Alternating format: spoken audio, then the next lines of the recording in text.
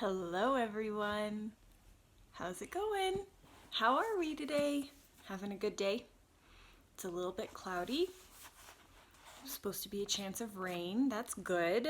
If you have any plants planted in a garden outside, they're gonna love that. All right.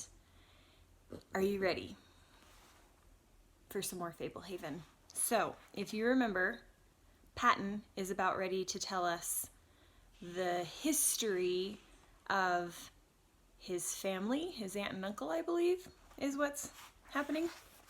Oh, and Lena came out of the pond. Do you remember? Aw, so nice. Okay.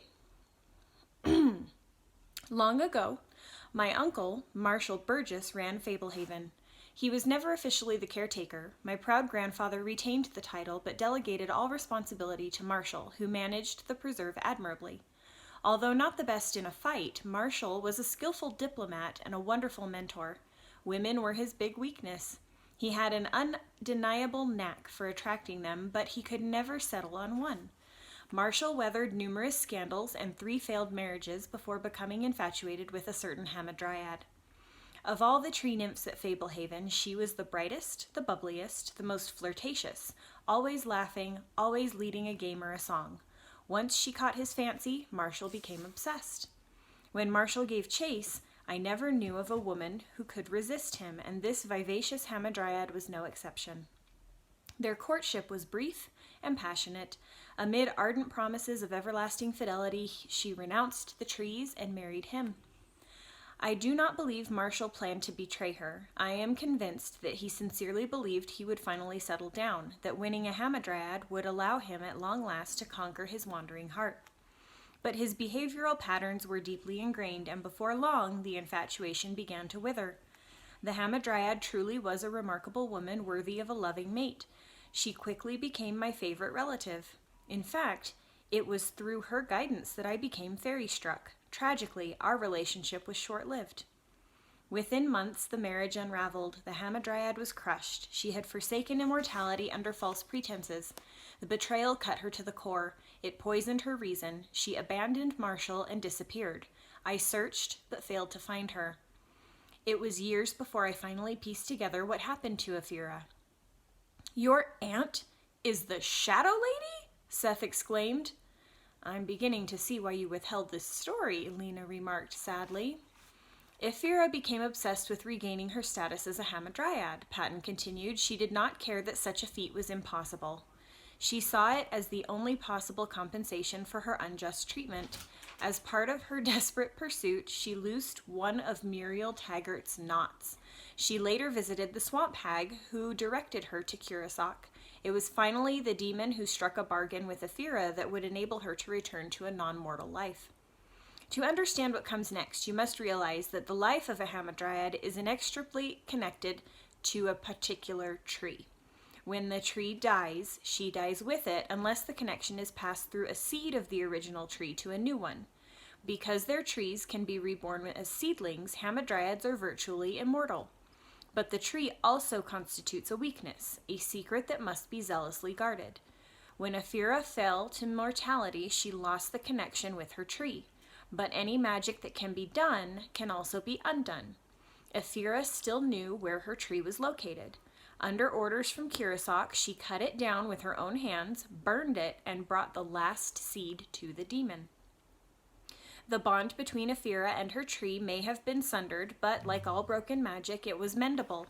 Using his unusual gifts, Curaçao bound himself to the seed and threw the seed to Ephira, reforging her connection. But she didn't turn back into a hamadryad, Kendra realized, chills racing down her back. She became something else. Something new, Patton agreed. She became dark and spectral, tainted by demonic power, a negative to her former self. Merging with Curaçao magnified her vengeful feelings. Still within her rights to enter the manor, she returned and destroyed Marshall and some others who lived there. I managed to swipe the key pages of the treaty from the register and flee. "How did you piece all this together?" Kendra asked. I became preoccupied with knowing. Many of the details are inferences, but I am convinced they are correct. I interviewed Muriel and the swamp hag. I found the tree Ephira cut and burned, and finally I visited the tar pit and beheld the dark sapling. I wish I had hazarded to hack it down at the time. Now, presumably, the nail from the revenant has been added to the accursed tree, heightening Kurosak's might and Ephira's power, making the darkness that cankered her soul contagious. The same way Kurosak transformed her by inhabiting the tree, he can now reach out through her and transform others. Did you ever visit Ephira? Kendra asked. I rarely approached the manor, Patton said. I left her notes and a picture of me and Lena after we were married. She never responded. The only time I re-entered the manor was to hide the chronometer in the safe. How did you get the safe in there? Seth asked. I went during the night of the vernal equinox, Patton said. I had noted on a previous festival night that Ephira roams the preserve on those boisterous evenings. It was risky, but to me, the danger was worth hiding the artifact in a secure place. Patton, Lena said tenderly, what a burden this tale must have been. What a source of worry throughout our courtship and marriage. How did you ever fall in love with me? You can see why I hesitated to share the story, Patton said. After I allowed myself to be drawn to you, I vowed our relationship would be different, that you would have all Ephira had lacked. But the story haunted me, still haunts me. Those who knew the tale of Ephira and Marshall questioned my judgment when I led you from the water. I sent away those who could not keep quiet. Despite my determination to make our relationship flourish, there have been times when doubt has tormented me. I could not imagine what the tale might have done to you, with so much more at risk. I'm glad I didn't hear the account during the early years of our marriage, Lena admitted. It would have made a difficult period harder. But know this now, Ephira understood the risks before she made her leap. We all do. She did not have to ruin her existence, betrayal or not. And even though you may not want me to spoil the secrets of our years together, know this much. I made the right choice. I proved that, didn't I, by choosing you again? Patton struggled with emotion. Veins stood out on the back of his fists. All he could manage was a nod. What an unfair situation for you, Patton, speaking to me after I'd experienced our entire mortal relationship. You are not yet fully the man you will become. In your life, our relationship has not yet arrived at full fruition. I don't mean to overwhelm you with implications about what our marriage will be or make you feel obliged to take it there. Don't worry, just let it happen. As I look back, I loved all of it, the man you were at first, as well as the man you became. Thank you, Patton said. The situation is extraordinary. I must say, it is a relief to come here and find my best friend waiting. We should save some of these words for later, Lena said, glancing at Kendra and Seth. Right, Patton said. You all now know the secrets I have carried about Kurosak and Ephira. Now the big question, Seth said. How do we stop them? The tent was silent. The situation is dire, Patton said. I'm going to level with you. I have no idea. Chapter 21. Fairy Kind. A heavy atmosphere pervaded the tent, the housefly performing acrobatics above Patton and Lena sounded unusually noisy. Kendra smoothed her hands over the fabric floor, feeling the contours of the ground underneath. She exchanged a concerned glance with Seth. What about this thing? Seth asked, hefting the chronometer. Maybe we could travel back in time and stop the plague before it starts. Patton shook his head. I spent months trying to unravel the secrets of the chronometer. It has the reputation as the most difficult of the artifacts to use. Although the artifact allegedly has many functions, I managed to discover only a few. Anything useful? Seth asked, fingering a slightly raised dial on the sphere. Careful, Patton warned sharply. Seth stopped fiddling with the dial. I know the button to use in order to travel forward in time to the next moment the same button is pressed. I figured out how to set the chronometer in order to make the safe appear once per week for a minute, and I can temporarily slow down time, making the rest of the world move faster than the person in the possession of the chronometer. I can't foresee how any of those functions will help resolve our present concerns. If we're out of ideas, Kendra said, the Fairy Queen might be our best chance. I could return the bowl to the island and explain the situation. Maybe she can help. Patton picked at a frayed gap where his sleeve had torn near the elbow. I do not fully comprehend what it means to be fairy kind, but I am well informed about the shrine. Are you certain returning a bowl will be sufficient excuse to tread on forbidden soil? Before you, Kendra, none have set foot on that island and lived. A fairy named Shiara suggested that I could, Kendra said. In a way I can't explain, it feels true. Normally I can't think of returning to the island without a feeling of dread. My instincts agree with what the fairy told me. The bowl belongs there. Replacing it should allow me access. Shiara, Patton said. I know Shiara. Silver wings, blue hair. I consider her the most reliable fairy at Fablehaven. She used to have a close friendship with Ephira. After I was fairy-struck and Ephira vanished, Shiara became my closest confidant in matters pertaining to the fairy world. If I were ever to heed advice from a fairy, it would be hers. You can talk to fairies too? Seth asked. One of the advantages of being fairy-struck, Patton said. Their language, Sylvian, is otherwise quite difficult to master, although some have learned it through study. I can also read and speak their secret language. So can Kendra. That was how she deciphered the inscription I left at the vault in Lost Mesa. That was in a secret fairy language? Kendra asked. I can never tell what language I'm hearing or speaking or reading. Everything seems like English. It takes time, Patton said. When a fairy speaks, you hear English, but with practice you can also perceive the actual language the fairy is using. At first, the different languages are difficult to distinguish, probably because the translation is so effortless. With some effort, you will grow more conscious of the words you hear and say. Why did you leave a message in the vault in the first place? Kendra wondered. The unteachable fairy tongue is a well-kept secret, Patton said. The language is inherently incomprehensible to all creatures of darkness. I felt I needed to leave a clue regarding what I had done in order to prevent a panic if the knights found the artifact missing.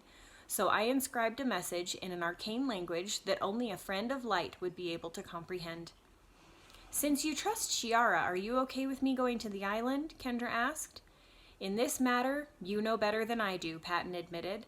Under less dire circumstances, I would implore you not to undertake such a risky venture.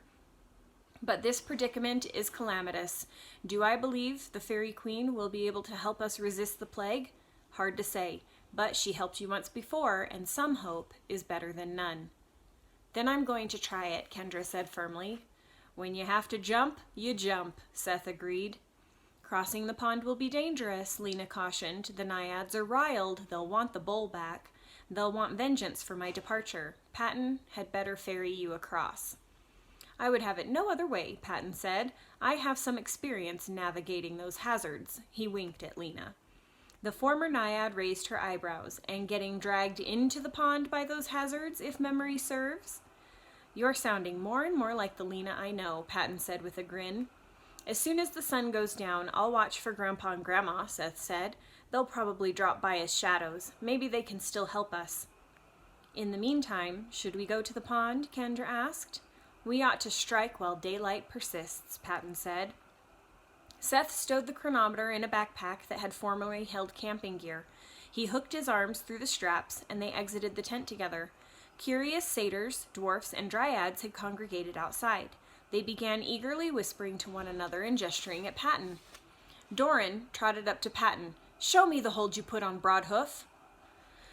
To prevent an epidemic of crippled satyrs, I had best refrain, Patton said. He held up both hands, raising his voice. I have only returned for a short while. I journeyed forward through time and mean to reverse this plague before I depart.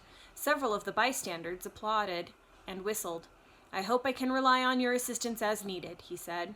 Anything for you, Patton, a hamadryad cried in a breathy tone that earned a glare from Lena.